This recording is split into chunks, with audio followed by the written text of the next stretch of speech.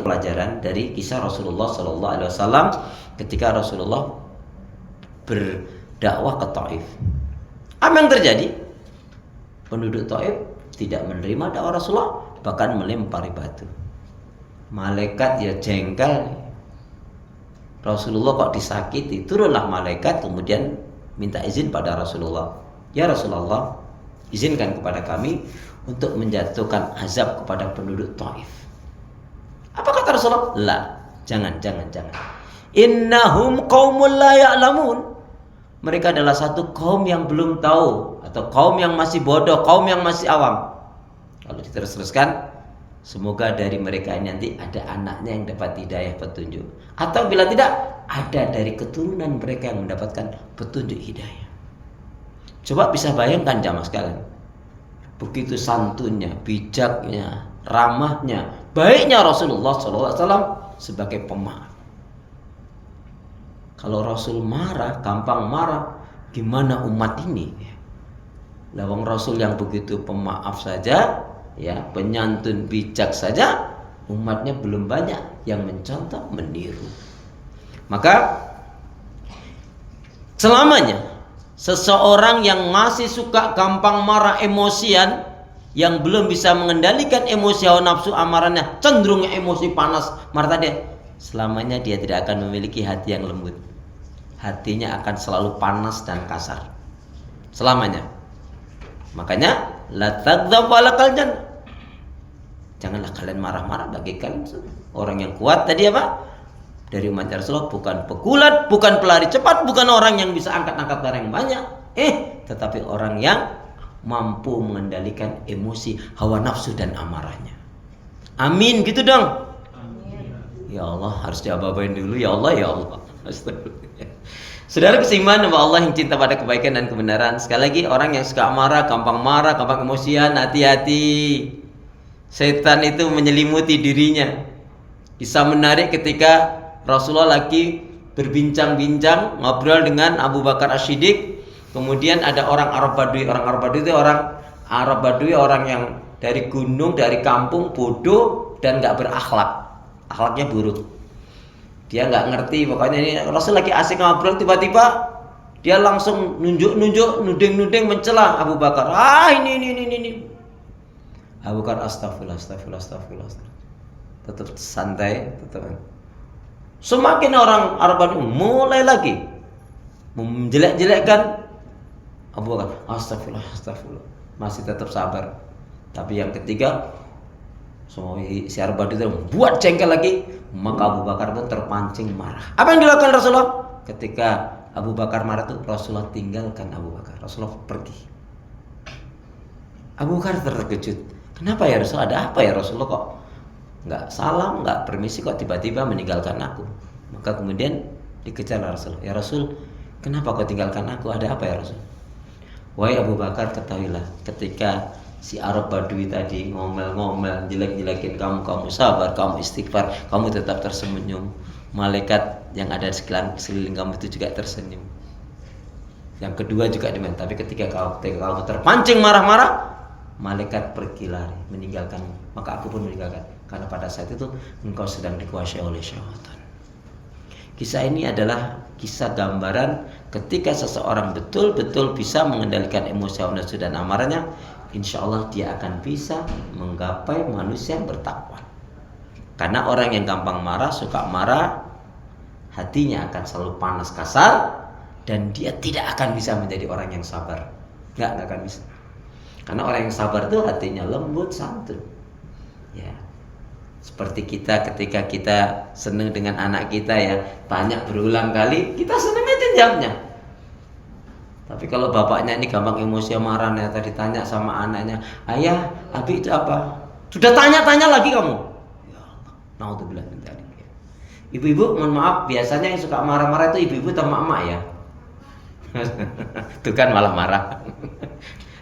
Naudzubillah min dzalik. Saya ulangi, orang yang suka marah-marah, gampang marah, hatinya nggak akan bisa jadi baik. Ini karena ini yang merusak.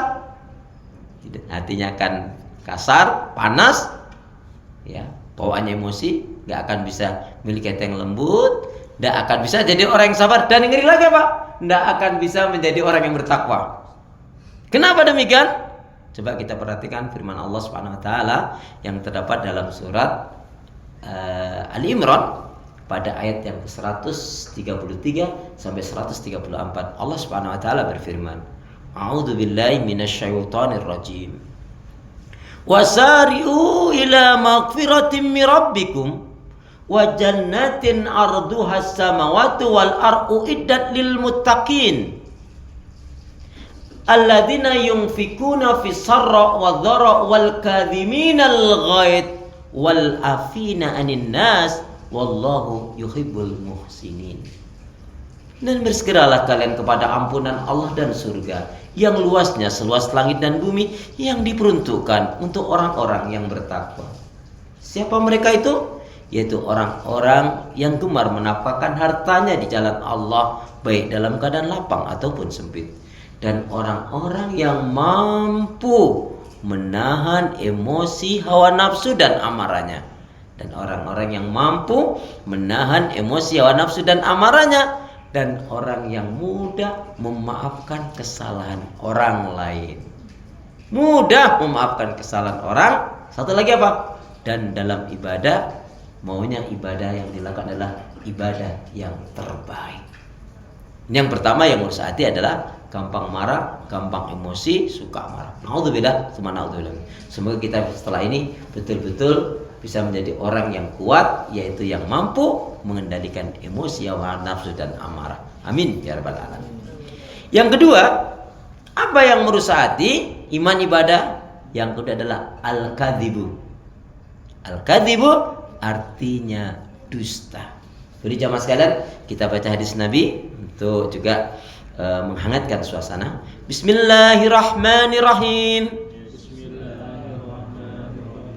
Ay kama qala Rasulullah sallallahu alaihi wasallam, iyyakum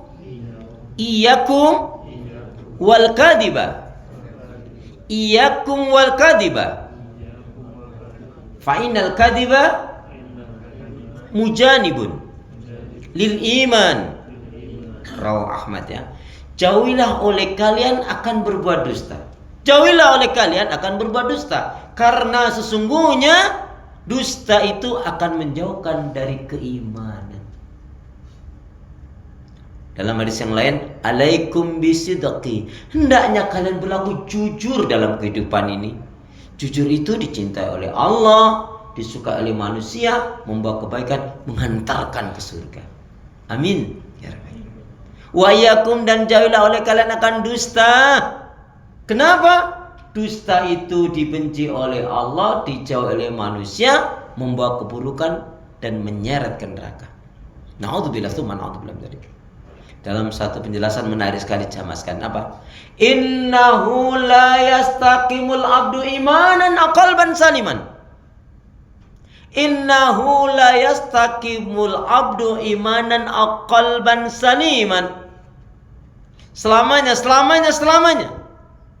Siapapun orangnya, dia tidak akan bisa menjadi orang yang benar-benar beriman. Dia nggak akan memiliki iman yang benar, dan dia tidak akan memiliki hati yang baik dan bersih kalau dia masih suka berdusta, kalau dia tidak jujur, kalau dia tidak meninggalkan kedustaan, kebohongannya.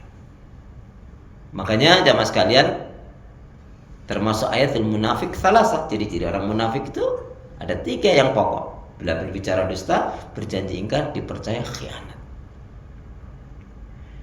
Kedustaan itu banyak sekali penyebabnya menjadi orang hancur. Rumah tangga hancur gara-gara kedustaan, entah suami entah istri. Ibu-ibu biasanya suka berdusta suami atau istri ya bu? Bu, biasanya suka berdusta suami atau istri bu? Kalau ibu bilang suami, ya. Kalau bapak bilang istri. Nah, katakan kalau ibu-ibu bilang suami, pertanyaan selanjutnya, dulu nemunya di mana? Tapi kalau bapak bilang istri, berarti bapak sebagai suami belum bisa mendidik istri. Karena tugas pokok seorang suami Bukan hanya sekedar memberikan nafkah makanan, makan minum, pakaian, tempat tinggal, tapi yang utama tugas pokok kita sebagai laki-laki suami apa? Ya ayyuhalladzina amanu qu anfusakum wa ahlikum nara.